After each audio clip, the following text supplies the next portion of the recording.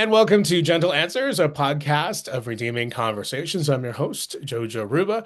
Today, I'm privileged to have my friends and a really smart guy when it comes to politics and the Christian faith, Mike Schouten of ARPA, who will be joining us and telling us about something really important that happened in British Columbia, where their local provincial office is located. How's it going, Mike? Good, good, Jojo. Good to see you and good to be on here with you. Yeah, thanks for joining us and for showing us with what happens. So, not everybody knows who ARPA is, so maybe just tell us a little bit about ARPA and what you guys do. Sure, yeah. It's essentially a Christian political advocacy organization. ARPA stands for Association for Reformed Political Action. So we're Reformed slash Presbyterian based. That's our underpinnings. And we have a two-part mission, and that is to educate, equip, and encourage Christians to political action. And then we also take a biblical perspective directly to the civil authorities. So that's the courts and legislatures across the country. Hmm. I'd love to learn more and talk to you more about that because there's a lot to unpackage there. But I've always told my friends, you guys are one of the most effective Christian organizations working in the political sphere across Canada, and you have provincial and federal arms, correct? Yeah, we do. We have chapters throughout the country as well. So it's very much an integrated political advocacy where we're doing the direct advocacy ourselves, but then we're also encouraging Christians to get involved in building relationships with their public office holders, et cetera, to impact with truth, capital T truth, to impact the culture in Canada. Absolutely. And I think you guys, again, do a great job with it. Now, you were working on that earlier this year at the BC legislature when it came to two of the key issues we as Christians should care about politically. Can you tell us what happened earlier this year? Sure, yeah. Just a quick background. So, a lot of the work that we've done over the past decade and a half, 2 decades, has been at the federal level. I mean, that's where issues like abortion, euthanasia, hate speech laws, freedom of religion, freedom of expression, et cetera, are all discussed and debated there. Recently, the last few years, we've been intentional about we need to make some inroads provincially as well, because provincial governments also have opportunity to impact change when it comes to legislation and policy in these areas. So one of those provinces, BC, we decided, for the last few years, let's focus a bit on how can we work with the BC government to prect minors who are experiencing gender dysphoria from some of the harmful treatments that are being prescribed to them, things like puberty blockers, cross hormone therapy, etc. And then the other area that we've been working with provincial legislative lawmakers here in BC is when it regards euthanasia and the opportunity for a provincial government who's in control of healthcare regulations to protect people with mental illness, to protect homeless people, to protect minors from making these obviously irreversible decisions when it comes to the end of life care. So we had a reception at the BC legislature earlier this year. This is something that other organizations, businesses, all kinds of industry groups have regularly in legislatures across the country. It's kind of a meet and greet opportunity. It's part of the relationship building process to meet some MLAs, to meet some of the staff members, to talk a bit about these two policy issues specifically. That was our intention. So we hosted that. In order to host one of those there, obviously you need a sponsoring MLA. So we had a sponsoring MLA from the BC Conservative Party, and it was a great event. We had representatives from the independent group there. We had representatives from the BC Conservative Party. We even had representatives from the NDP at that reception, and just could share a little bit about who ARPA is and why we believe that there's opportunity for provincial MLAs to do something on these two issues. Now, the NDP took umbrage with that pretty quickly, and mostly because they could get a sense that there was a few conservative MLAs who did not align with us perfectly when it came to our perspectives on these two issues and other issues that ARPA deals with. So they use this as a political tool to try to divide the conservatives. At that time, there was a bit of news flashes around that, and then it seemingly went away. The very first day that, well, maybe you want to get into this, I don't know, because you want to connect it to something that happened more recently. Yeah, than just well, this yeah, no, past continue, April, Mike. right? No, this is important because all you're talking about, well, from my perspective, as having someone who's had political conversations as Christians, seems pretty normal. Like you said, every other group does this, and Mhm. frankly, many of the left-wing groups get government funding to do this. So Oh yeah, you don't. Let me yeah. underline that. So far, I don't understand why this would be controversial. So continue the story, Mike. Go ahead. Yeah. So then what happened was, so we had the summer break, the legislature's not sitting. The very first day that they came back to sit in October, the NDP put forward a motion condemning ARPA Canada as a hateful group.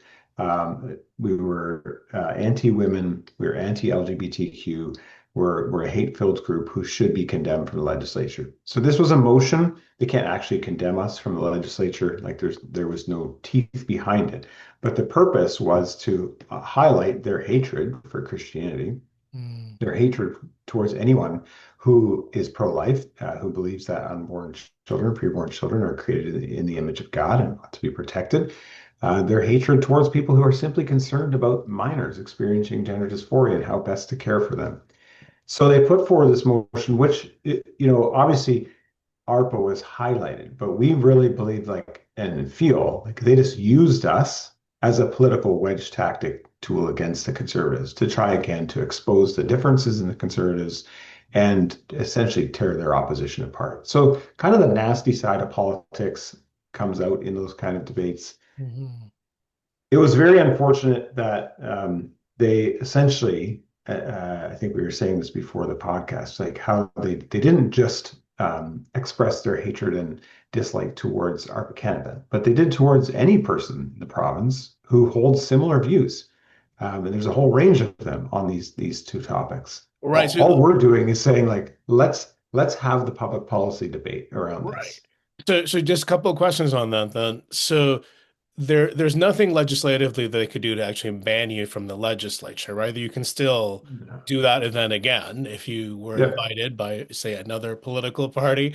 But then the other part of it, and this is what blows my mind, Mike, just in terms of the willful ignorance of what the NDP did to suggest that millions of British Columbians who hold these similar values, whether they're Christian, Sikh, Hindu, Muslim, or even atheist, are somehow condemnable because they disagree with killing children or transitioning 7-year-olds. Like, was that the language we Mhm. want to condemn them as hate speech? Yeah, yeah, very much so. And it felt like the in the paradigm of the antithesis, and your viewers will have heard that of that word before, the battle bit, that spiritual battle of good versus evil. It really felt like, okay, we're coming to a time in Canada where they're trying to do everything they can to just simply put fear into anyone who wants to speak truth. And if you do, we're going to vilify you. We're going to call you out. We're going to cancel you. We're going to censor you. We're going to do everything we can to quell this truth, capital T truth, from coming out into the public square.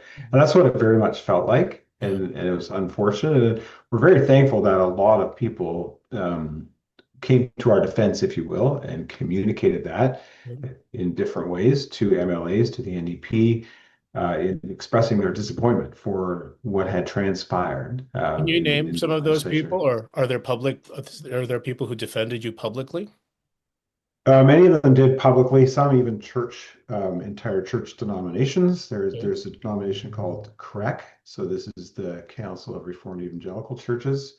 They put out a public statement, essentially siding with us, but respectfully calling out our civic leaders to not engage in this type of politics. And then a lot of the messages were to us, like individually saying, "Hey, this is what I sent to my MLA. They copied us on it," which we wouldn't be privy to share those. Right, right, of But course. very, very encouraging that it woke up a lot of people. I think sometimes what happens in these instances is that our opposition, people who are opposed to the Christian worldview, they will highlight this and think that they're gaining political points. But Mhm. it actually wakes up a whole segment of the population who are either apathetic or indifferent to this until they saw it on the news. They're like, Mhm. what? What's going on here? Like, I've never heard of ARPA. That was a common refrain we Right. heard. Yeah, I've yeah. never heard of you guys, but I really checked your website and I really love what you're doing. I can't believe this happened. Right. Can you come to our church sometime Good. and do a Okay, presentation, right? So good. yeah, that was very encouraging that Yeah, that came. it's sort of funny, Mike, because I was actually just debating someone on Twitter on X, and I asked for an example of where Christians got away with saying hateful things or abusive things and using the Bible to cover up or to justify their hate. And this person, they gave me one example. It was ARPA, and I'm like, what did? Oh, Yeah, this is just yesterday, and I was like, so really? what did ARPA actually say that was hateful? And she hasn't responded yet. So it's fascinating the psychology there. I guess in terms of what the NDP said, did they not recognize that they were actually attacking a religious view, and that as politicians, you actually have to debate those views in terms of the facts, not whether or not religious people can hold them, because we are allowed to hold them according to the Charter of Rights and Freedom so far, right? Yeah. I think they did. Like I think they do. They realize what they're doing, and Mhm. they're sometimes the kind of veil gets lifted a bit, and you see exactly what they're trying to do. And it is they're trying to essentially create a new society, a new culture in which religion, faith, it doesn't play a role. It's Mhm. completely void of that. I mean, we see that in Quebec, right, with some of the laws that they're introducing there in regards to public prayer. Like they're trying to create this fictional society that's completely neutral somehow. And it's like, this can't happen. Like, this doesn't happen. Yeah. Yeah, no, we're working with some Quebec pastors there too. We're going to come out with some information Okay. about that as well. But do you think this ties in clearly with what, say, Mark Miller, the former Liberal cabinet minister, immigration minister, just said on Twitter this week? If you're familiar with it, he was talking at a justice committee, speaking about how you should not be able to use the Bible to justify hate speech. But in his actual clip, mentions Leviticus, Numbers, and Romans as containing hate speech in and of itself. Is there a tie-in to what was said there in BC? Yeah, I mean, I don't think it's a concerted effort between the two parties, Mark Miller being a federal minister and the NDP being a provincial government. Not necessarily a tie-in, like there's no strategy that they're in the back room trying to figure out, but it speaks to the prevailing worldview in Canada today that is completely opposed to Christianity and everything Christianity stands for. Mhm. So even a book, the Bible, the infallible Word of God, is now under attack Right. for the principles that we find and read and live by from that we find therein. Mhm. And they feel that they can go on in the public at a committee meeting and just completely disregard parts of the Bible because they disagree with it. Right. And the reality is, this is what's so frustrating. They refuse to actually debate it and talk about it and bring that text, whatever they're referring to, out to take it in its context. Right. What does this mean? What does it apply to? How does it apply? Why is it actually good when we adhere to these teachings? Why is it good for everyone, regardless if you're a person of faith? Right. Why did the founding fathers of America and those who put the Constitution together in Prince Edward Island back in the 1800s, why did they reference scripture as a foundational document for all of society? Because it promotes human flourishing. Yeah. And so yeah, it's I don't know if it's frustrating or if it's just this is what the cultural battle is. This is what is going on. This is the lay of the land when it comes to that antithesis as playing out in Mhm. not just in family kitchen tables, but in all of the institutions, including our political institutions. Yeah, no, for sure. And I think what Christians need to understand when I see both of these cases is that these are the political elite in our country making these decisions. Like you said, it's removing the veil of what they truly think a Canadian democracy, quote unquote, looks like, where they decide who's allowed to participate in the democratic process. Because Mhm. I would hazard a guess that the very same party that condemned you guys would not have said similar things about a Muslim group or a secular group that is promoting free speech in the same kind of hateful way that they ended up doing. And I guess that's the concern, Mike, and as someone who works in this field, um, I know the church will always be there. I know God will always use us to be salt and light, but I can't help but look at these situations and other similar situations like in Quebec and think this is an existential threat to the church in the sense of it's our legal status, our political rights, our rights to participate in the public eye, to be able to share our faith publicly. Because if you can't pray on the streets, then you can't evangelize, right? If you can't Mhm. share your view of protecting human children in the womb, then you can't be a nurse or you can't work in the medical field. Like there are all kinds Mhm. of logical consequences to a worldview that says the Bible is hate speech, therefore we can, especially when the government is planning to pass more hate speech legislation that empowers cabinet ministers to define hate speech and then take away your right to use the internet or to access your email. Uh, are you seeing churches understanding the existential threat? What can we do to wake up our brothers and sisters? I think they are more and more understanding that. I'm not sure if they're making the connection then between understanding that and recognizing it and then actually doing something about it. I think there's still a lot of churches who are very hesitant to get involved politically, like that public statement that the it's called CREC, and I always forget it, but it's Reformed Evangelical Churches. I forget what the first C stand for. It's Communion of Reformed Evangelical Churches. They put that public statement out.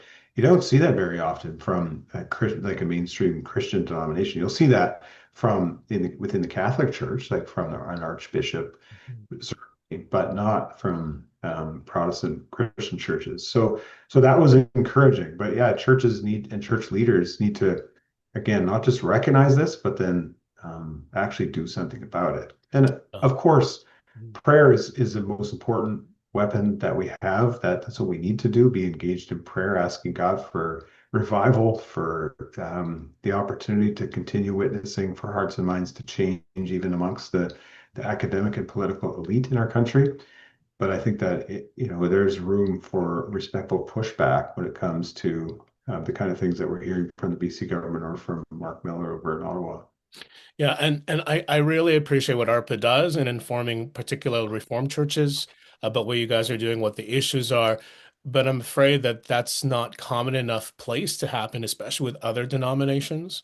And there Mhm. are a handful of other organizations that sort of do this now, but in terms of the extent that you guys do and the kind of online presence where you actually get the information and can respond right away, I think that's sorely lacking. I'm not. What do you think, Mike? Like, are there other things churches and leaders can do within the church to empower their members, their congregation, to have those difficult conversations, whether it's their MPs or even just at the kitchen table, to say, guys, we need to wake up. This is bad stuff. They're condemning the Bible. Yeah. Yeah, I think we would love it if other churches and other denominations would emulate the work that ARP is doing, or simply spread it, share it with their congregants. We understand that that doesn't always just happen quickly. There's kind of the wheels of bureaucracy happen within the church too, and how these things occur. So yeah, I think that it sometimes God uses the urgency or increases the urgency when it's economic related, which is we could debate whether that's unfortunate that just when it for Christians when it hits your wallet, that's when we're going to get involved. But the whole talk about changing the criterion for an organization to have charitable status and removing promotion of religion was huge. Like that woke up a lot of people and a lot of churches get involved very quickly then.